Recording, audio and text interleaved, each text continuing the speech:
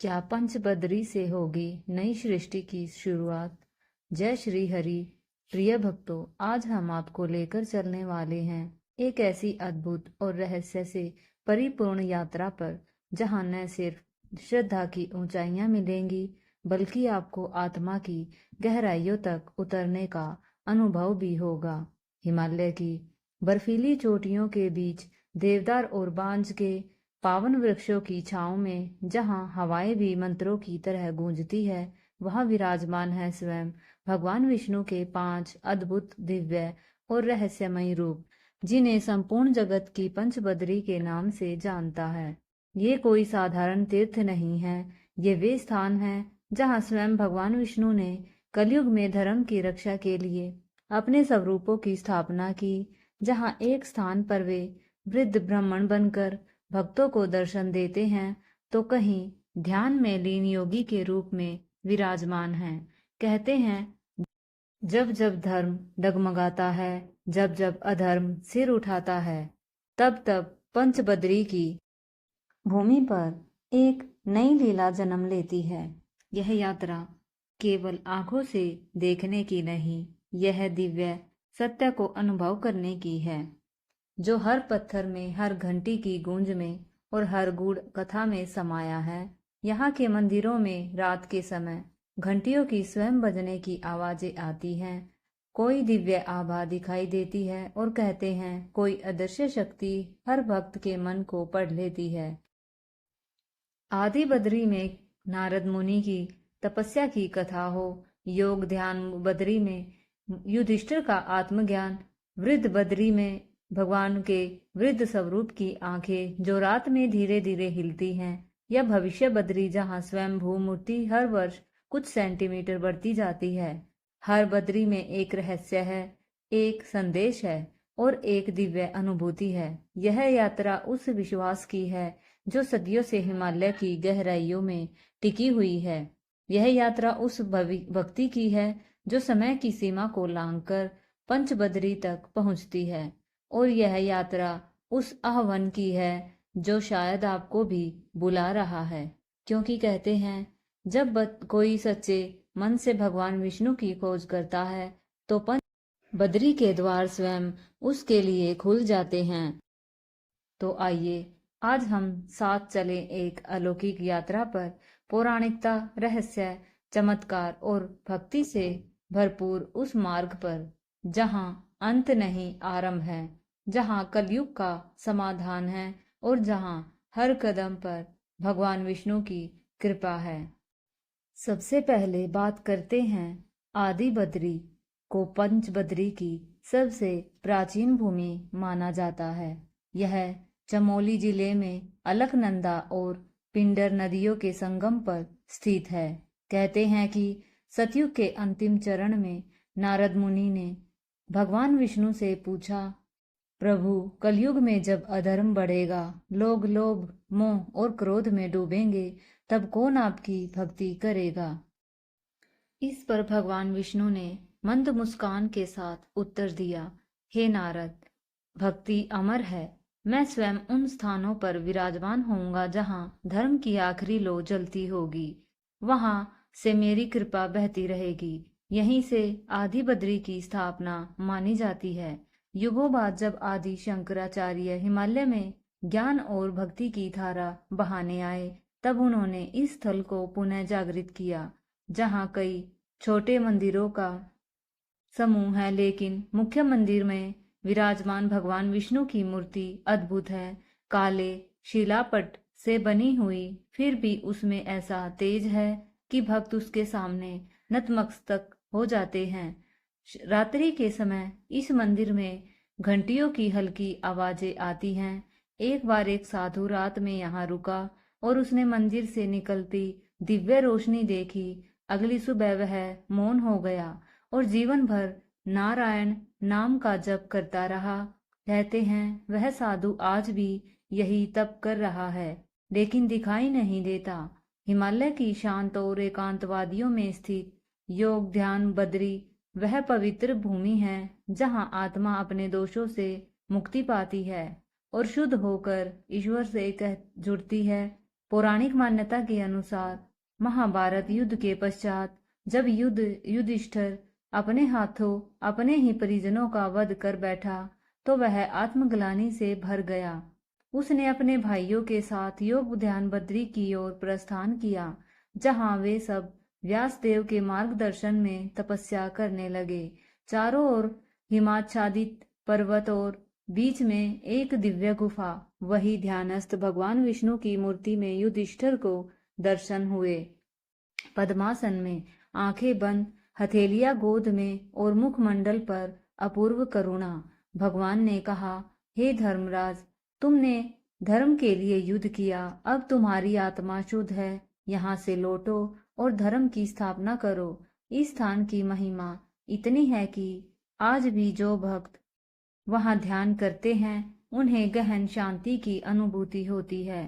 कई यात्रियों ने यह भी कहा कि उन्होंने ध्यान में बैठते ही किसी अदृश्य ऊर्जा को महसूस किया, जैसे पांडवों की आत्माएं आज भी भगवान के चरणों में तप कर रही हो। बद्रीनाथ से थोड़ी ही दूरी पर देवदार के घने जंगलों में स्थित है वृद्ध बद्री, जहां भगवान विष्णु ने एक वृद्ध ब्राह्मण का रूप धारण कर नारद मुनि को दर्शन दिए। कथा के अनुसार एक बार नारद मुनि ने सोचा कि वो ऐसी मूर्ति बनवाए जिसमें स्वयं विष्णु का वास हो। वे मूर्तियां बनवाते रहे, पर हर बार कोई न कोई दोष रह जाता। एक दिन वे तपस्या में लीन थे, तभी एक वृद्ध ब्राह्मण उनके पास आए और बोले, हे नारद, मैं तुम्हारी समस्या समझता हूँ। वह वृद्ध स्वयं भगवान विष्णु थे। उन्होंने एक दिव्य मूर्ति बनाकर कहा, यह मूर्ति मैं स्वयं हूँ, इसे वृद्ध बद्री के नाम से जाना जाएगा। वह मूर्ति आज भी वहां है, झुके कंधे, चेहरे पर झुर्रियां, पर करुणा और दिव्यता से भरी आंखें। रात में यहाँ के स्थानीय लोगों का कहना है कि उन्होंने मूर्ति की आंखों को हिलते देखा है। कुछ भक्तों ने तो स्वप्न में वृद्ध ब्राह्मण को मार्गदर्शन देते हुए भी देखा है, जैसे वह आज भी अपने भक्तों की सहायता के लिए वहीं उपस्थित है। भविष्य बद्री पंचबद्री में सबसे रहस्यमयी है। यह न केवल एक तीर्थ है, बल्कि भविष्य का संकेत भी है। कहा जाता है कि कलयुग जब अपने चरम पर होगा, धर्म का नाश होगा, चारों धाम नष्ट होंगे, तब भगवान विष्णु भविष्य बद्री में प्रकट होंगे। यहाँ की मूर्ति स्वयं शिला से प्रकट हुई है, किसी मूर्तिकार ने नहीं बनाई। यह मूर्ति हर वर्ष थोड़ी थोड़ी ऊंचाई में बढ़ती है, मानो ईश्वर स्वयं अपने प्रकट होने की तैयारी कर रहे हैं। यह स्थान गहरी वनों के बीच स्थित है और यहाँ तक पहुँचना भी आसान नहीं। यह भी कहा जाता है कि यहाँ रात में कोई नहीं ठहरता, क्योंकि इस धाम की रक्षा स्वयं काल भैरव करते हैं। एक कथा के अनुसार एक साहसी साधु ने रात में मंदिर में रुकने का निर्णय लिया। सुबह वह मंदिर से बाहर आया तो उसकी आंखें लाल थी, शरीर कांप रहा था और बस एक ही बात दोहरा रहा था, वह आंखें, वह रोशनी, जैसे कोई अग्नि मुझे देख रही थी। तब से वहां रात में प्रवेश वर्जित है। यह स्थल केवल भविष्य की एक झलक नहीं, बल्कि भगवान विष्णु के आने वाले युग की चेतावनी भी है। पंचबद्री में सबसे मुख्य और प्रतिष्ठित धाम है बद्रीनाथ धाम, जो भारत के 4 धामों में से एक है। यहाँ भगवान विष्णु ध्यान मगन मुद्रा में विराजमान है और लाखों भक्त हर वर्ष उनकी झलक पाने को यहाँ आते हैं। यह स्थान स्वयं श्रीमद् भगवत विष्णु पुराण और महाभारत में वर्णित है। एक कथा के अनुसार पहले इस स्थान पर भगवान शंकर और माता पार्वती तप करते थे, लेकिन भगवान विष्णु ने यहाँ आकर उन्हें विनम्रता पूर्वक अन्यत्र जाने को कहा। भगवान विष्णु ने यहाँ ध्यान मगन होकर तप किया। जब माता लक्ष्मी ने देखा कि हिम और ठंडी हवाएं प्रभु को कष्ट पहुंचा रही है, तब उन्होंने बद्री वृक्ष का रूप धारण कर प्रभु को ढक लिया। तभी से यह स्थान बद्रीनाथ कहलाया। यहाँ की मूर्ति अत्यंत प्राचीन है, जिसे शालिग्राम शिला से बना माना जाता है। यह मूर्ति अपने आप में चमत्कार है। कहते हैं यदि कभी कपाट न खुले तो भगवान स्वयं बाहर आकर भक्तों को दर्शन देते हैं। अक्षय तृतीया के दिन जब कपाट खुलते हैं तो पूरा क्षेत्र जय बद्री विशाल की गूंज से भर उठता है। यह स्थान केवल भक्ति का केंद्र नहीं बल्कि ब्रह्मांडीय ऊर्जा का मुख्य स्रोत है। पंचबद्री केवल तीर्थ नहीं, यह चेतना के 5 केंद्र हैं, 5 द्वार है ईश्वर के उस रहस्यमय ब्रह्मांड की ओर जहाँ भक्ति, तपस्या, ध्यान, भविष्य और मुक्ति का एक साथ प्रवाहित होते हैं। ये 5 स्थल हमें यह भी याद दिलाते हैं कि भले ही युग बदलते रहें, धर्म का स्वरूप घटता बढ़ता रहे, लेकिन भगवान विष्णु सदा हर युग के अंत में किसी रूप में प्रकट होकर उस अधर्म को समाप्त करेंगे। पंचबद्री का हर मंदिर, हर शिला और हर कथा यही कहती है, मैं यही हूँ, प्रतीक्षा में, जब तुम पुकारोगे मैं प्रकट हो जाऊंगा।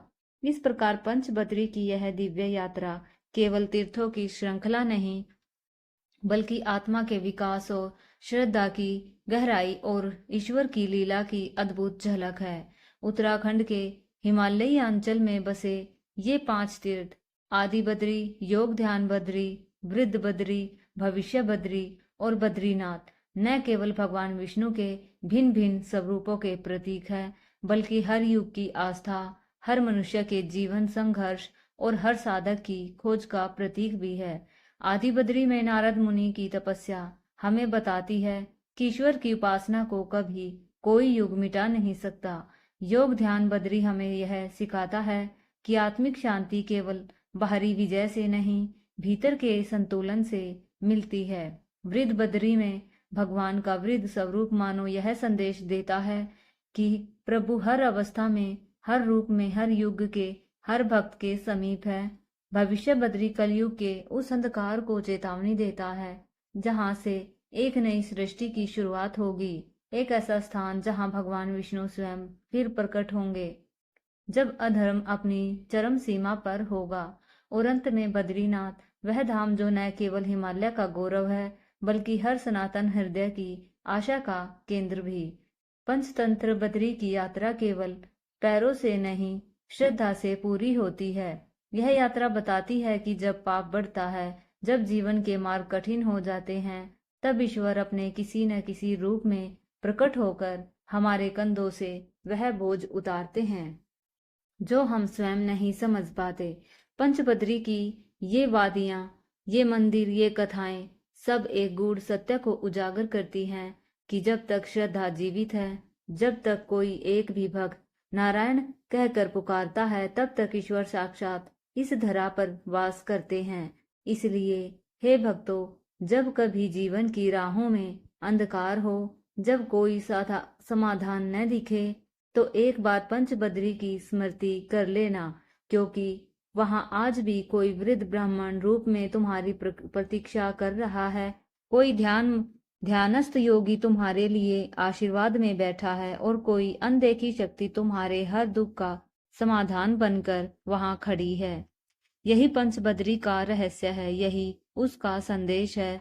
भक्ति शाश्वत है, भगवान अमिट है और आस्था अजेय है।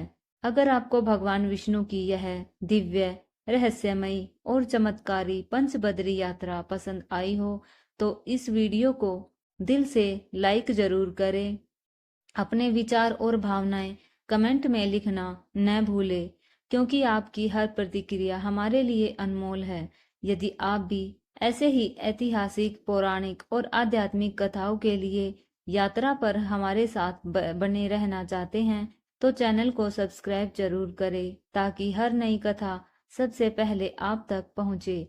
और हाँ, कमेंट में जय बद्रीनाथ जी अवश्य लिखें, क्योंकि यह केवल शब्द नहीं, भगवान विष्णु के चरणों में समर्पण का प्रतीक है। ऐसा माना जाता है कि जो भक्त सच्चे मन से उनका नाम जपता है, उस पर नारायण की कृपा सदैव बनी रहती है। तो आइए आस्था की इस ज्योति को आगे बढ़ाएं और पुण्य के इस संगम में अपने भाग्य को जगाएं। धन्यवाद।